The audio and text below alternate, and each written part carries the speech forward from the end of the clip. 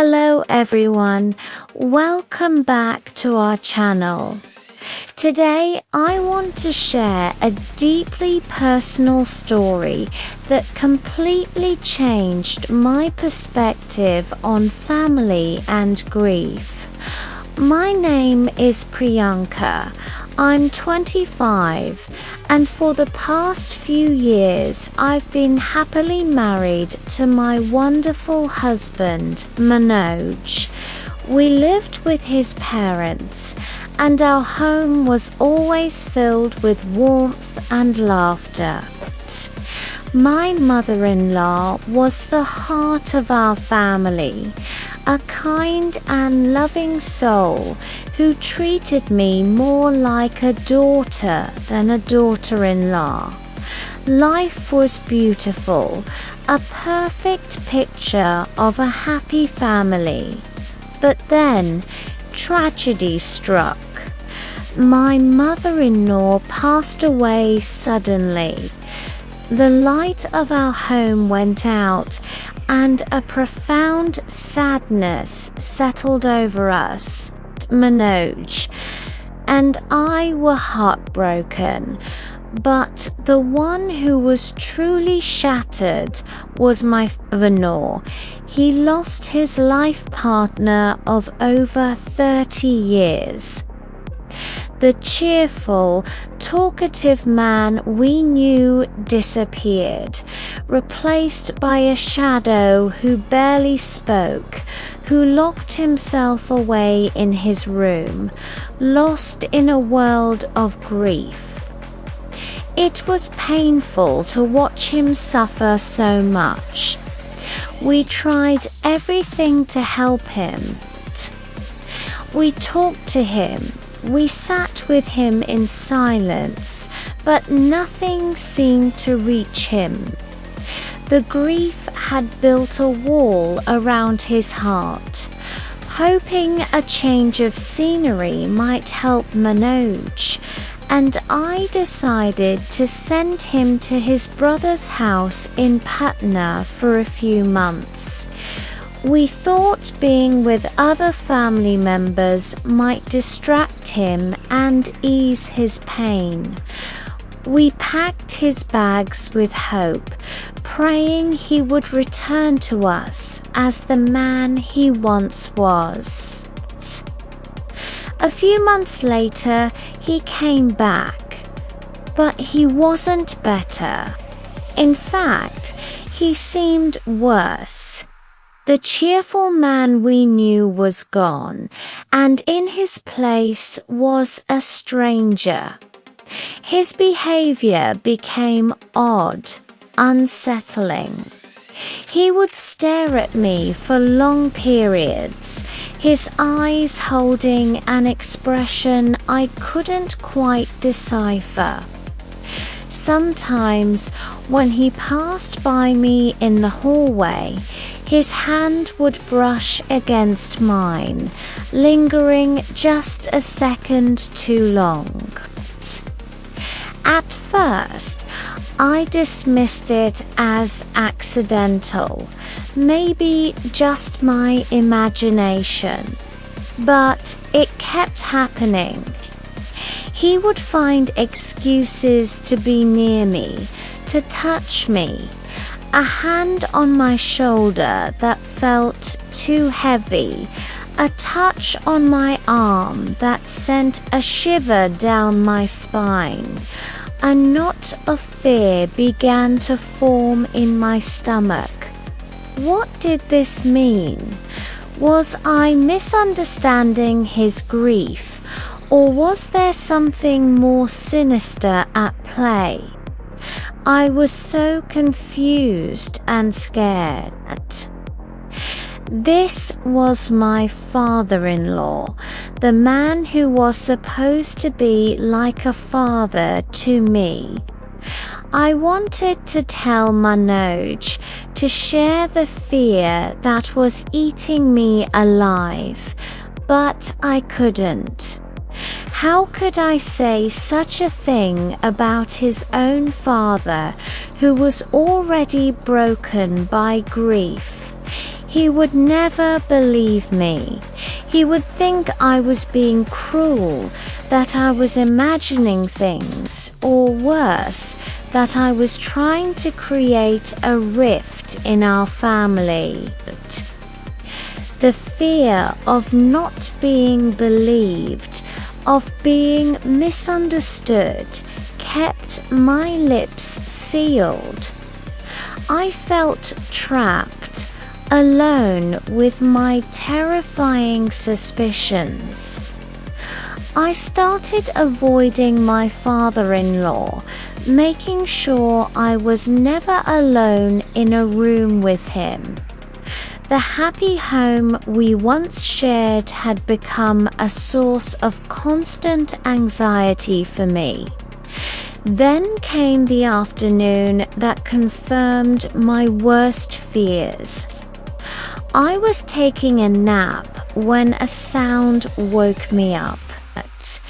I opened my eyes and my heart leaped into my throat.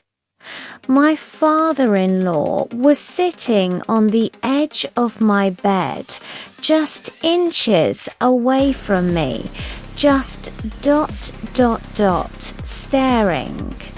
I shot up, my voice trembling as I asked him what he was doing there. He looked startled, as if caught off guard. He mumbled something about wanting to ask me to make him a cup of tea, but his excuse felt flimsy, weak. The look in his eyes held something that made my blood run cold. There was no doubt left in my mind something was terribly wrong. A few days later, he found me alone in the kitchen. He looked distressed, his eyes filled with tears. He started talking about how lonely he was since my mother-in-law passed away. He said he missed her terribly, that his life felt empty. My heart softened a little. I felt a pang of sympathy for this lonely old man. But then he said something that blurred all the lines. He spoke of unfulfilled desires, of needs that weren't being met. He looked at me with an expression that was a disturbing mix of desperation and something else, something I didn't want to name.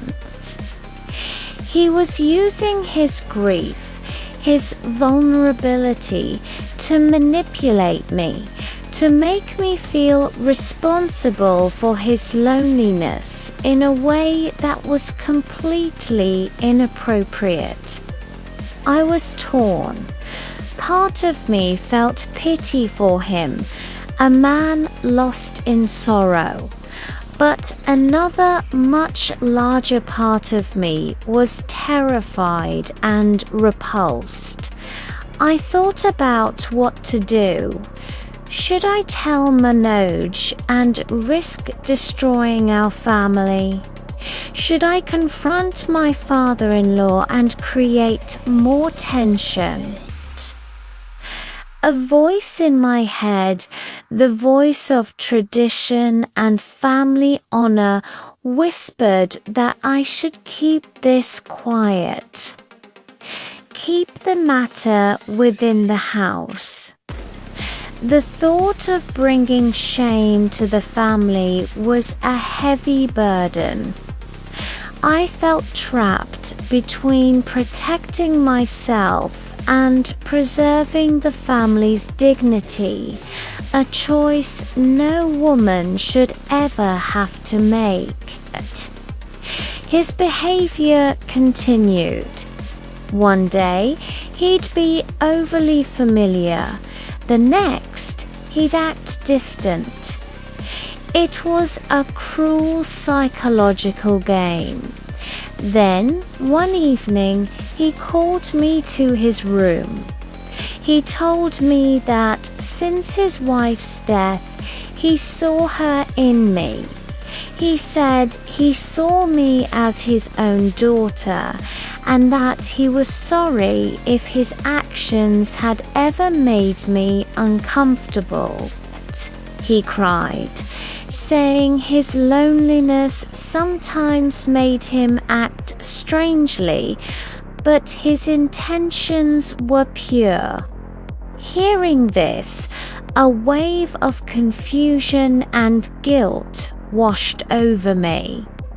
Had I misunderstood everything? Had I judged him too harshly? Was he just a grieving father, and was I the one with a dirty mind? I looked at his tear-streaked face, and all my fear and anger melted away, replaced by an overwhelming sense of shame. I had completely misjudged him. He wasn't a predator. He was a heartbroken man who saw his late wife in me. I apologized profusely for misunderstanding him. I promised him that from that day on, I would be the daughter he had lost, that I would take care of him and never let him feel lonely again. This experience taught me a powerful lesson about the complexities of human emotion and the danger of jumping to conclusions. Sometimes grief wears strange and confusing masks. Thank you for listening to my story. It's a reminder that empathy and communication are so important in a family. If you enjoyed this video, please give it a like, and don't forget to subscribe to our channel for more stories. We'll see you next time.